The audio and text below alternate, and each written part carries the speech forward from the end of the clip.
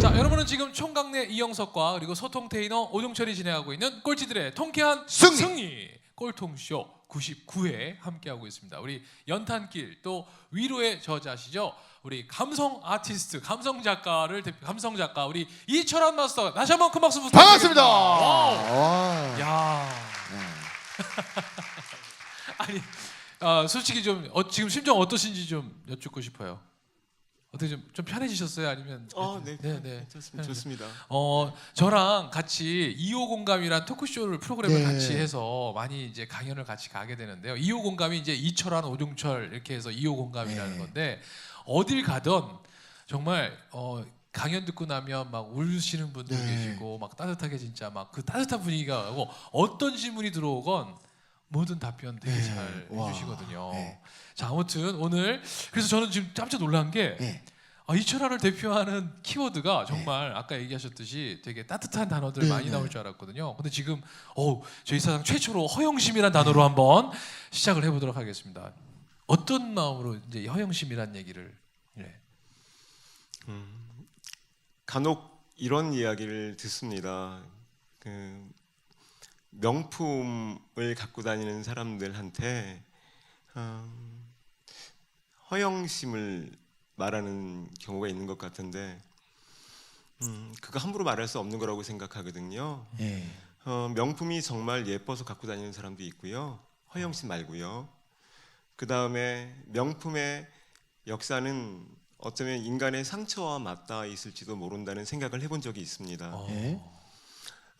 그러니까 돈이 없다는 것 때문에 경제적으로 여유롭지 못하다는 것 때문에 사람들한테 무시당해 본 적이 저도 있었거든요. 그런 상처가 있는 사람은 겉으로라도 자신을 조금 더 꾸미고 싶은 마음이 생길 수 있잖아요. 그러니까 그 사람의 상처의 기원을 알지 못하면서 그가 명품을 들고 다닌다고 자기 분수를 모른다고 함부로 말할 수 없는 것이지요. 그리고 저희 어머니는 저한테 그런 말씀하십니다. 예전에 그러셨어요. 제가 백화점에 뭘 사러 간다 그러면 옷 잘 차려입고 가라. 네. 특히 백화점 갈 때는 근데 그러니까, 대충 입고 가면 무시당할 수도 있으니까. 근데 전 그 말뜻이 무슨 말인지 알거든요. 그러니 그 허영심은 저는 인간의 본성 같은 거라고 생각하거든요. 네. 그래서 그건 그냥 긍정해야 되는 거라고 생각하는데요. 그러니까 그 사람이 왜 그렇게 허영심이라는 걸 표현하고 사는지에 대한 걸 알지 않는 한 그 사람에게 뭐라 할 수는 없는 거다. 제가 네. 좋아하는 철학자 중에 많이들 아시겠지만 비트겐슈타인이라는 그 철학자가 있는데 그가 말한 것 중에 이런 말이 있습니다. 그는 말할 수 없는 것에 대한 소중함을 이야기했는데 말할 수 없는 것들에 대해서는 차라리 침묵해야 한다. 그리고 그가 말할 수 없는 것을 세 가지를 이야기했거든요. 네. 그 하나가 인간의 내면이고 또 하나가 종교이고 또 하나가 윤리였는데요. 그러니까 윤리에 대해서 누군가의 윤리의식에 대해서 함부로 말하지 말라는 거였던 것 같고요. 누군가의 종교에 대해서 함부로 말하지 말라는 이야기 같고요. 누군가의 내면, 즉 인간의 내면에 대해서도 함부로 말해서는 안 된다는 이야기 같습니다.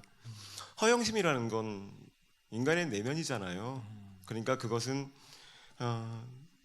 그가 지나치든 지나치지 않든 그건 자신의 기준으로 말하는 것이기 때문에 함부로 말해서는 안 되는 거라고 생각합니다. 그래서 존중받아야 된다는 생각. 그렇죠. 존중받아야 네네. 된다. 그래서 지금도 백화점 갈 때는 좀 멋있게 차려입고 가세요? 최대한 멋있게 입고. 최대한 멋있게. 네. 근데 그거 데이터가 있어요. 갤러리아 명품관에 네. 슬리퍼를 신고 온 사람과 정장을 입고 온 사람을 평균을 냈는데 어떤 분이 더 명품을 살 거라고 생각하세요? 네, 슬리퍼 신는 사람들은 그냥 그 바로 뒤에 집에서 나와서 그냥 사고 간대요. 그냥 남 무식하지 않으니까. 근데 정장 입고 오신 분들은 잘 안 산다고 하더라고요. 그래서 그 예전에 제가 읽었던 책에는 그렇게 돼 있더라고요. 명품을 사는 이유는 자존감이 떨어져서 그렇다는 거예요. 그러니까 저도 이제 레이라는 그 소형차를 타고 다녔거든요. 얼마 전까지. 지금 이제 다른 분이 차를 선물해 주셔서 다른 차를 타고 다니지만 제가 레이 타고 다녀도 사람들이 막 무시하는 경우 되게 많아요. 근데 신경 안 쓰는 거예요. 뭐 할 게 뭐야. 그러니까 사람들이 야, 너 왜 레이 타? 저한테 맨날 이랬거든요. 근데 제가 항상 그랬거든요. 야, 내가 레이를 타던 외제차를 타던 내가 행복하면 되는 거 아니야? 근데 내가 왜 남을 신경 써야 돼?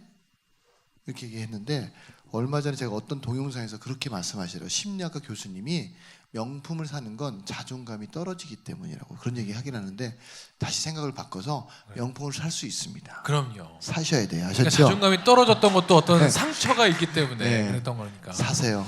네. 자, 그렇다면 네. 개인적으로 자존감이라는 게요. 네. 자신감을 갖는다는 거. 그래, 나 자신감 가져야지. 나는 소중해. 네. 그 자기한테 주문한다고 되는 거라고 생각하지 않아요. 네. 그 자존감이라는 건 네. 어쩌면 그가 살아온 시간, 네. 그의 현재성까지 다 들어가는 거거든요. 맞아요. 그러니까 아무리 내가 자존감 갖고 싶다고 해서 나를 소중하게 생각 안 될 수도 있죠. 네. 그러니까 자신감을 갖고 싶다고 해서 자신감은 가져지는 게 아닐 때가 있다는 것, 그게 참 가슴 아픈 것 네. 같아요. 그리고 긍정적인 사고 방식이 굉장히 중요한 건데 살아온 시간이 그 긍정을 허락하지 않을 때도 얼마든지 있거든요. 그럼요. 저는 그래서 비트겐슈타인이 네. 말이 맞는 것 같아요. 그러니까 말하지 않아야 할 것들이. 예, 인간의 있잖아요. 내면에 대해서 어, 우리가 함부로 운운할 수 없다는 것. 네. 알겠습니다. 비트겐슈타인을 살아생전 만났으면 더 좋았을 텐데. 그러니까요. 그 형님 지금 어디 계세요? 지금 어딘가에 계시겠죠. 아, 연락처 알면 좀 알려주세요. 예전 분이어서. 자, 그러면 또 다음 속물근성? 네. 속물근성. 이건 아까 어떻게 허용하고 표현- 맞닿아 있는 것 같은데요. 그렇죠. 네. 네, 그러니까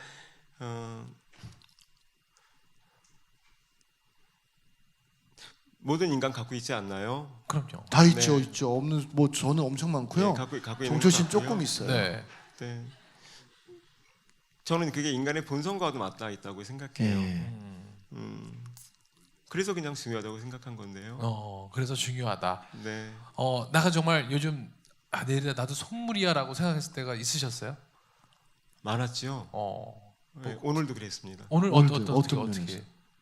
면에서?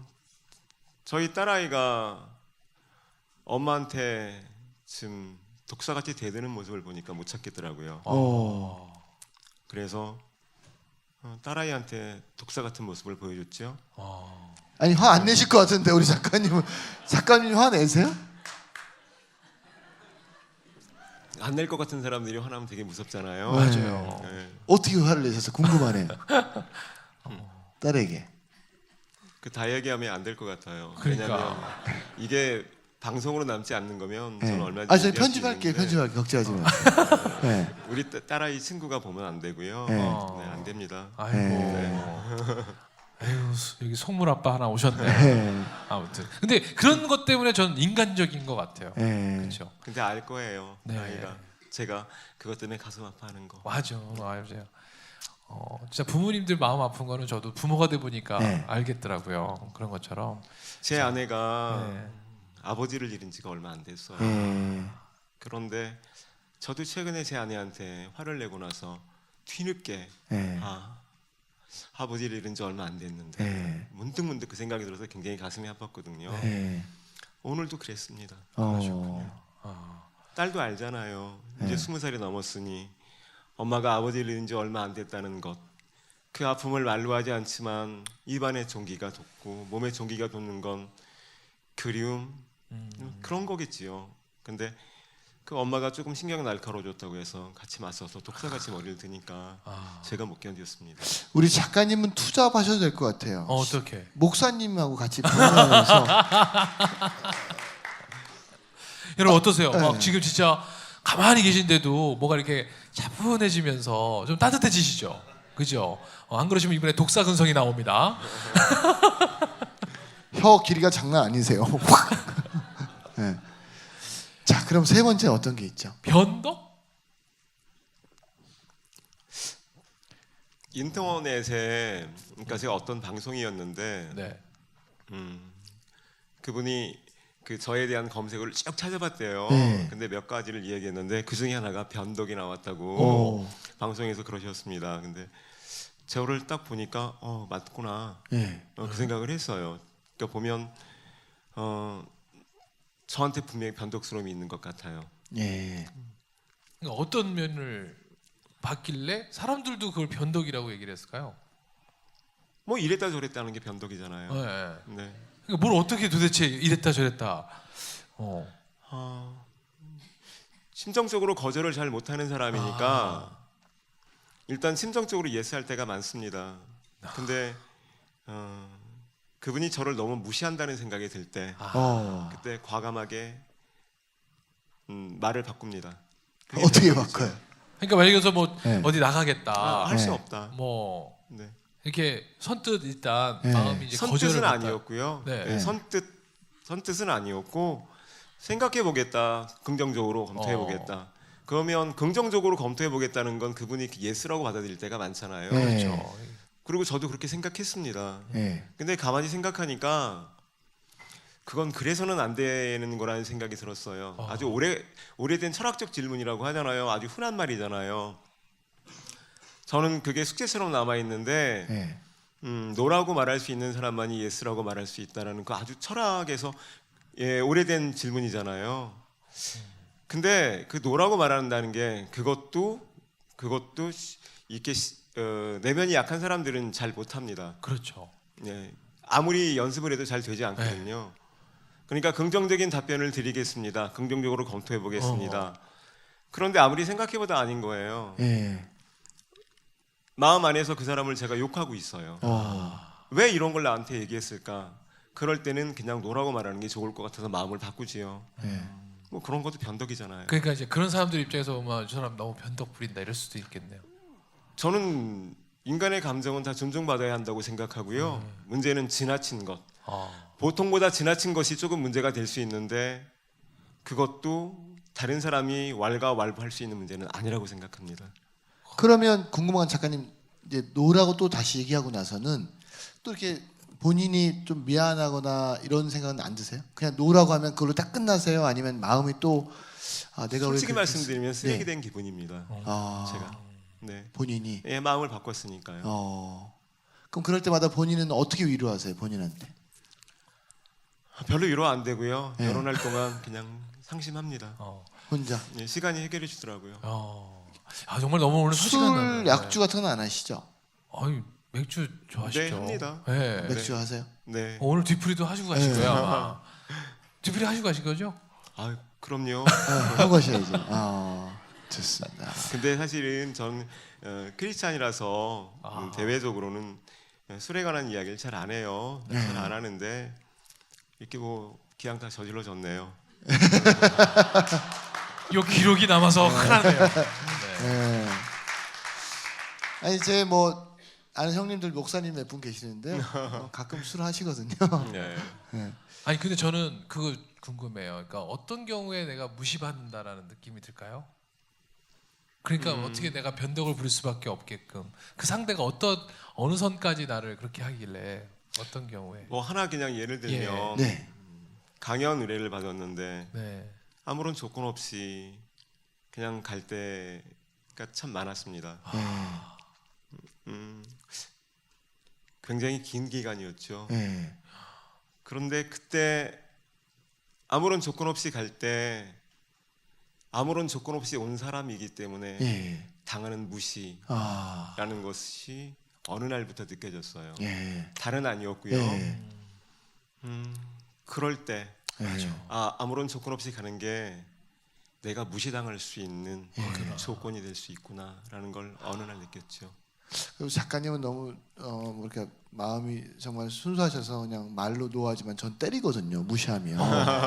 그러니까 제가 옛날에 어떤 경우가 있었냐면 여러분 비유 체험 극과 극을 네. 보고 계신 거예요. 강연 의뢰가 와서 갔는데 이제 제가 뒤에 서 있었는데 그 담당자가 자기 이제 이분이 조금 과장이고 밑에가 대리한테 야 야창석이 안 왔냐 아직도 이렇게 어머. 한 거예요. 저 뒤에 있었는데 제가 듣고 왔습니다 죄송합니다 이렇게 했어요. 그때 딱 보자마자 반갑습니다 이게 아니라 야채 팔아서 돈 많이 벌었다면서요. 와. 제가 또 인내심 저도 한계가 있잖아요. 그래서 네. 거기서 네 못 벌었습니다 이러면 또 그래서 네 많이 벌었습니다 그랬어요. 그랬더니 좋겠어요. 그래서 앞으로 한 10분 남았으니까 저 기다리시다가 좀 이따 부르면 나오세요 이제 그러는 거예요. 어머. 근데 대부분 이제 직업이 야채장사지 거기 갈 때는 이제 제가 강연자로 간 그렇죠. 거니까 대부분 이렇게 해주시는데 맞아. 그냥 아무 데서 기다리다가 나오라는 거였어요. 근데 기분이 되게 나쁜 거예요. 네. 그래서 제가 화장실 가길래 따라 들어갔어요. 그 사람 딱 화장실 가길래. 네. 야, 이거 여기서부터 좀 흥미진진해지네요. 네. 그래서 문을 딱 잠그고 제가 그 물 잠궜어. 대변 보는 곳 있잖아요. 네. 끌고 들어가서 야 이 새끼야, 야, 내가 너한테 야채 파는데 피해 준 거 있어 이 쌍놈의 새끼야? 예. 너 이 새끼 나 알아? 쌍놈의 새끼 이 회사가 네 회사야 이 새끼야? 너 임마 일용 용품이야 이 새끼야? 건방진 새끼 야 네가 이 새끼야 언제부터 이 회사를 네 것처럼 생각하고 이렇게 행동했다고 이 새끼야? 이 회사 주인은 이 새끼야 겸손해 이 새끼야. 네가 임마 일회용 필터라 그래 이 쓰레기 같은 새끼야. 그때 이 자식이 제가 뭘 잘못했으면 이런 거예요. 네. 뭘 잘못했냐고 물어봐요? 네. 어머. 그래서 제가 뭘 잘못했는지 아직도 몰라? 너는 안 되겠다 이 새끼야. 그랬더니 그런 의도에서 얘기한 게 아니고 어쩌죠 막 그러는 거예요. 그래서 제가 이제 물어봤죠. 너 몇 살이야 이 새끼야? 그랬더니 저보다 3살 많더라고. 너 어린 놈한테 맞아봤어 이 새끼야? 그랬더니 그건 아니고 무슨 뭐 죄송하다고 자기가 잘못했으면 사과하겠다고. 처음부터 그래야지 이 새끼야. 가지고 이제 또 이렇게 나가지고 과장님 감사해요. 그냥 또 사람들이 있으니까 사람들이 잘해줘야지. 있으니까. 그래서 이제 끝나고 나서 나중에 내가 소주 한 잔 살 테니까 전화하라고 명함 줬어요. 근데 전화 안 오더라고. 안 오죠. 고소하는 게 다행이죠. 자, 즉시 반드시 될 때까지. 와우. 야. 자, 여러분은 지금 욕이 난무하는 방송. 네. 오늘 꼴통쇼 녹화 동안 벌써 73번의 새끼야가 나왔던 방송 꼴통쇼를 함께 듣고 계십니다. 이 새끼들아. 막 이런 얘기죠. 네. 다른 분은 욕해도 저거 하는데 저는 욕 테라피스트잖아요. 맞아요. 여러분 되게 희열을 느끼지 않으셨어요, 순간? 막 전 그 옆칸에 앉아 있는 듯한 느낌이었어요. 그 옆칸에서 막 진짜 감사합니다. 그러니까 앞으로 저기 우리 작가님이 이렇게 이제 상처 받으시면 아셨으니까. 저한테 그냥 저희한테 전화하지 말고 연락- 문자만 네, 주세요. 문자. 네, 알겠습니다. 명숙 씨, 통쾌하네요. 내가 누구한테 상처 받았어. 맞습니다. 그리고 그 사람 연락처만 주세요. 그러니까. 네. 그럼 제가 알아서 다 상처 치료해드리고 후시딘을 세트로 갖다 드릴게요. 알겠습니다. 네. 자, 새로 또 창업하게 됐네요. 청부 욕을 또 그럼요. 저희가 하도록 하겠습니다. 네. 자, 이제 뭐 변덕 마음껏 부리셔도 될 것 같아요. 네, 네. 참 그런 거 보면 참 이렇게 선뜻 예전에는 몰라주던 사람들이 이제 누군가 그걸 가진 것처럼 보이니까 선뜻 와서 뭐 재능 기부라는 얘기로 막 와서 이렇게 맞아요. 너무 쉽게 얘기하는 건 아닐까 이런 생각이 듭니다. 어떻게 이제 진짜 거절 못하는 것에 대해서 나 그냥 바꿔봐야지 이런 생각 안 해보셨어요? 근데 그 최근에 네. 저는 그 한겨레 신문에 나온 그 연출가 김민기 선생님 인터뷰를 봤습니다. 아마 보신 분도 있으실 텐데요. 네. 아마 안 보셨다면 김민기라는 이름을 검색하셔서 네. 한번 꼭 읽어보시면 좋을 것 같습니다. 네. 한겨레 신문인데요. 제가 굳이 뭐 신문사 이름을 말씀드려서 죄송합니다만 아마 그 아침 이슬이란 노래 아시죠? 네, 맞아요. 네, 그 작사 작곡자입니다. 아, 그분 인터뷰를 보았는데 여기서 잠깐만 네. 멈추겠습니다. 네.